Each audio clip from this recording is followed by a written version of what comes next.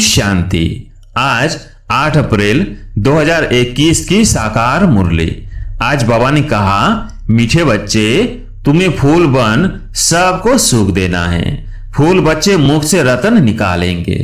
प्रश्न, फूल बनने वाले बच्चों प्रति भगवान की कौन सी ऐसी शिक्षा है जिससे वो सदा खुशबूदार बना रहे? उत्तर, हे मेरे फूल बच्चे, तुम अपने अंदर देखो कि मेरे अंदर कोई आसुरी अवगुण रूपी कांटा तो नहीं है। अगर अंदर कोई कांटा हो तो जैसे दूसरे के अवगुण से नफरत आती है, वैसे अपने आसुरी अवगुण से नफरत करो तो कांटा निकल जाएगा। अपने को देखते रहो। मनसा वाचा कर्मणा ऐसा कोई विकर्म तो नहीं होता है जिसका दंड भोगना पड़े। ओम शांति। रूहानी बच्चों प्रति रूहानी बाप बैठ समझाते हैं। इस समय यह रावण राज्य होने कारण मनुष्य सब है दे अभिमानी, इसलिए उन्हों को जंगल का कांटा कहा जाता है। यह कौन समझाते हैं? बेहद का बाप, जो अब कांटों को फूल बना रहे हैं। कहां कहां माया ऐसी है जो फूल बनते बनते फट से फिर कांटा बना देती है। इसको कहा ही जाता है कांटों का जंगल। इसमें अनेक प्रकार के जानवर मिसल मनुष्य रहते हैं। है मनुष्य, परंतु एक दो में जानवरों मिसल लड़ते झगड़ते रहते हैं। घर घर में झगड़ा लगा हुआ है। विषय सागर में ही सब पड़े हैं। यह सारी दुनिया बड़ा भारी विष का सागर है जिसमें मनुष्य गोते खा रहे हैं। इसको ही पतित भ्रष्टाचारी दुनिया कहा जाता है। अभी तुम कांटों से फूल बन रहे हो। बाप को बागवान भी कहा जाता है। बाप बैठ समझाते हैं गीता में है ज्ञान की बातें, और फिर मनुष्यों की चलन कैसी है वो भागवत में वर्णन है। क्या क्या बातें लिख दी हैं। सतयुग में ऐसे थोड़ी कहेंगे। सतयुग तो है ही फूलों का बगीचा। अभी तुम फूल बन रहे हो। फूल बनकर फिर कांटे बन जाते हैं। आज बड़ा अच्छा चलते, फिर माया के तूफान आ जाते हैं। बैठे बैठे माया क्या हाल कर देती है। बाप कहते रहते हैं हम तुमको विश्व का मालिक बनाते हैं। भारतवासियों को कहते हैं तुम विश्व के मालिक थे। कल की बात है, लक्ष्मी नारायण का राज्य था। हीरे जवाहरातों के महल थे। उनको कहते ही है गार्डन ऑफ अल्लाह। जंगल यहाँ है, फिर बगीचा भी यहाँ होगा ना। भारत स्वर्ग था, उसमें फूल ही फूल थे। बाप ही फूलों का बगीचा बनाते हैं। फूल बनते बनते फिर संगदोष में आकर खराब हो जाते हैं। बस बाबा, हम तो शादी करते हैं, माया का भबका देखते हैं ना। यहाँ तो है बिल्कुल शांति। यह दुनिया सारी है जंगल। जंगल को जरूर आग लगेगी तो जंगल में रहने वाले भी खत्म होंगे ना। वही आग लगनी है जो 5,000 वर्ष पहले लगी थी, जिसका नाम महाभारत लड़ाई रखा है। एटॉमिक बॉम्ब्स की लड़ाई तो पहले यादवों की ही लगती है। वो भी गायन है। साइंस से मिसाइल से बनाए हैं। शास्त्रों में तो बहुत कहानियां हैं। बाप बच्चों को समझाते हैं ऐसे कोई पेट से थोड़ी मूसल आदि निकल सकते हैं। अभी तुम देखते हो साइंस द्वारा कितने बॉम्ब शादी बनाते हैं। सिर्फ 2 बॉम्ब ही लगाए तो कितने शहर खत्म हो गए, कितने आदमी मरे, लाखों मरे होंगे। अब इस इतने बड़े जंगल में करोड़ों मनुष्य रहते हैं। इनको आग लगनी है। शिव बाबा समझाते हैं बाप तो फिर भी रहमदिल है। बाप को तो सबका कल्याण करना है। फिर भी जाएंगे कहां? देखेंगे बरोबर आग लगती है तो फिर भी बाप की शरण लेंगे। बाप है सर्व का सदगति दाता, पुनर्जन्म रहित। उनको फिर सर्वव्यापी कह देते। अभी तुम हो संगम योगी। तुम्हारी बुद्धि में सारा ज्ञान है। मित्र संबंधियों आदि के साथ भी तोड़ निभाना है।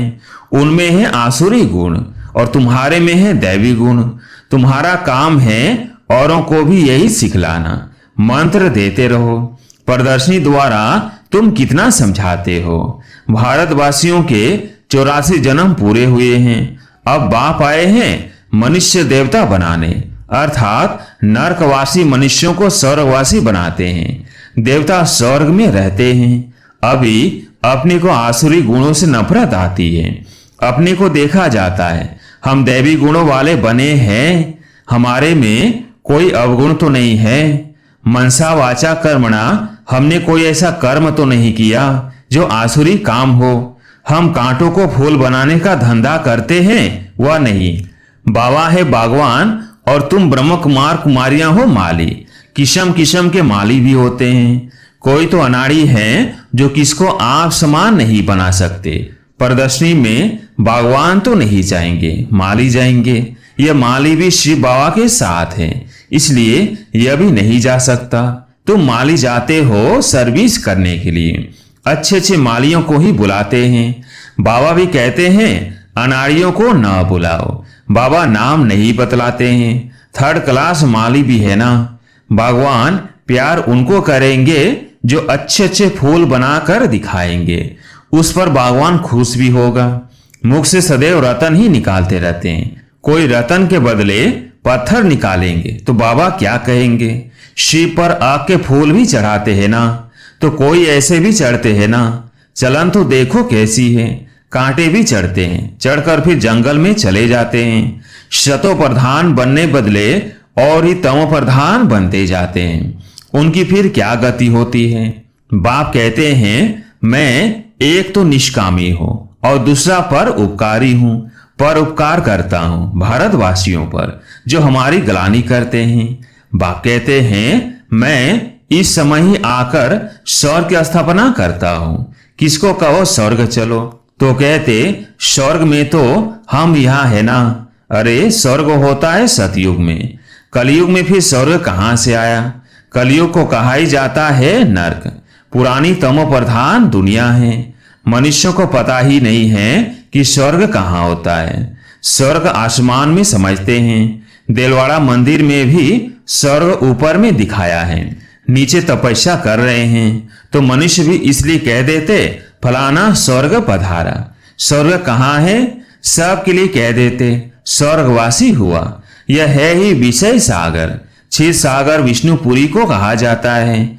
उन्होंने फिर पूजा के लिए एक बड़ा तालाब बनाया है, उसमें विष्णु को बिठाया है। अभी तुम बच्चे स्वर्ग में जाने की तैयारी कर रहे हो, जहां दूध की नदियां होंगी। अभी तुम बच्चे फूल बनते जाओ। ऐसी कोई चलन कभी नहीं चलनी है जो कोई कहे यह तो कांटा है। हमेशा फूल बनने के लिए पुरुषार्थ करते रहो। माया कांटा बना देती है, इसलिए अपनी बहुत बहुत संभाल करनी है। बाप कहते हैं गृहस्थ व्यवहार में रहते कमल फूल समान पवित्र बनना है।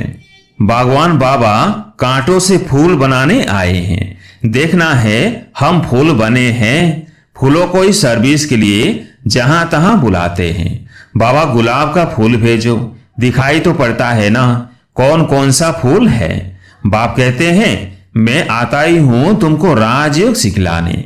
यह है ही सत्य नारायण की कथा। सत्य प्रजा की नहीं है। राजा रानी बनेंगे तो प्रजा भी अंडरस्टूड बनेंगी।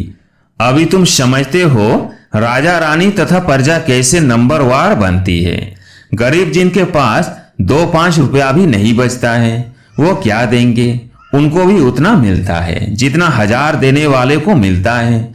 सबसे ज्यादा भारत गरीब है। किसको भी याद नहीं है कि हम भारतवासी स्वर्गवासी थे। देवताओं की महिमा भी गाते हैं परंतु समझ नहीं सकते। जैसे मेढक ट्रां ट्रां करते हैं, बुलबुल आवाज कितना मीठा करती है, अर्थ कुछ नहीं। आजकल गीता सुनाने वाले कितने हैं, माताएं भी निकली हैं।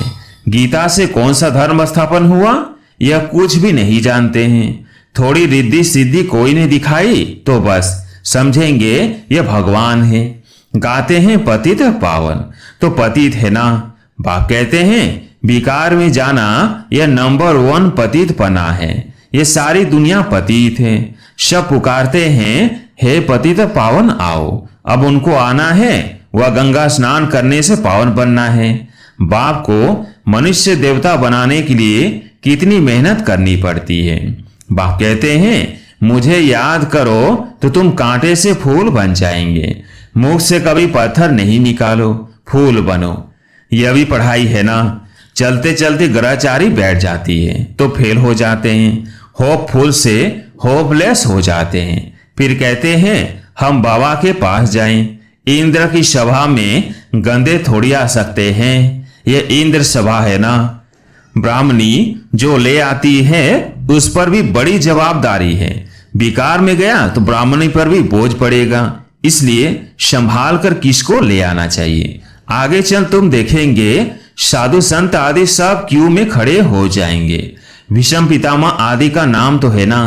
बच्चों की बड़ी विशाल बुद्धि होनी चाहिए। तुम किसी को भी बता सकते हो। भारत गार्डन ऑफ फ्लावर था, देवी देवताएं रहते थे, अभी तो कांटे बन गए हैं। तुम्हारे में 5 विकार है ना। रावण राज्य माना ही जंगल, बाप आकर कांटों को फूल बनाते हैं। ख्याल करना चाहिए, अभी हम गुलाब के फूल नहीं बने तो जन्म जन्मांतर आग के फूल ही बनेंगे।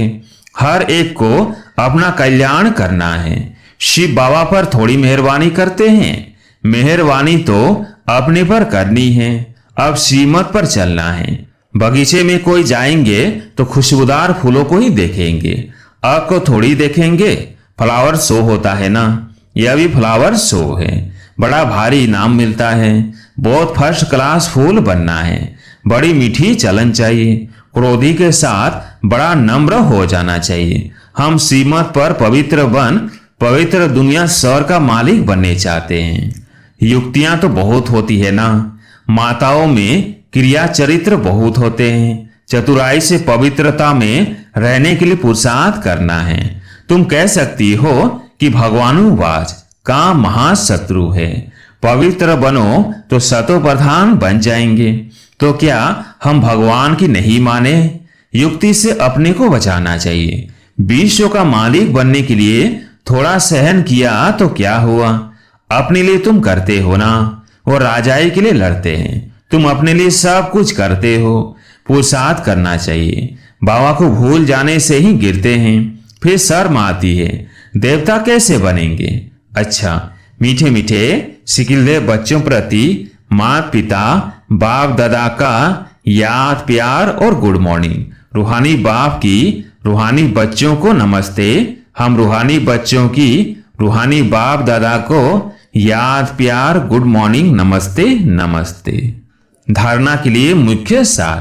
पहला पॉइंट, माया की गराचारी से बचने के लिए मुख से सदैव ज्ञान रत्न निकालने हैं। संग दोष से अपनी संभाल रखनी है। दूसरा पॉइंट, खुशबूदार फूल बनने के लिए अवगुणों को निकालते जाना है। सीमत पर बहुत बहुत नम्र बनना है। काम महाशत्रु से कभी भी हार नहीं खानी है। युक्ति से स्वयं को बचाना है। आज प्यारे मीठे बाबा का वरदान, सदा पावरफुल वृत्ति द्वारा बेहद की सेवा में तत्पर रहने वाले हद की बातों से मुक्त भव। सदा पावरफुल वृत्ति द्वारा बेहद की सेवा में तत्पर रहने वाले हद की बातों से मुक्त भव। जैसे साकार बाप को सेवा के सिवाय कुछ भी दिखाई नहीं देता था, ऐसे आप बच्चे भी अपने पावरफुल वृत्ति द्वारा बेहद की सेवा पर सदा तत्पर रहो, तो हद की बातें स्वतः खत्म हो जाएंगी। हद की बातों में समय देना यह भी गुड़ियों का खेल है, जिसमें समय और एनर्जी वेस्ट जाती है। इसलिए छोटी छोटी बातों में समय व जमा की हुई शक्तियां व्यर्थ नहीं गवाओ। स्लोगन, सेवा में सफलता प्राप्त करनी है तो बोल और चाल चलन प्रभावशाली हो। सेवा में सफलता प्राप्त करनी है तो बोल और चाल चलन प्रभावशाली हो। अच्छा, ओम शांति।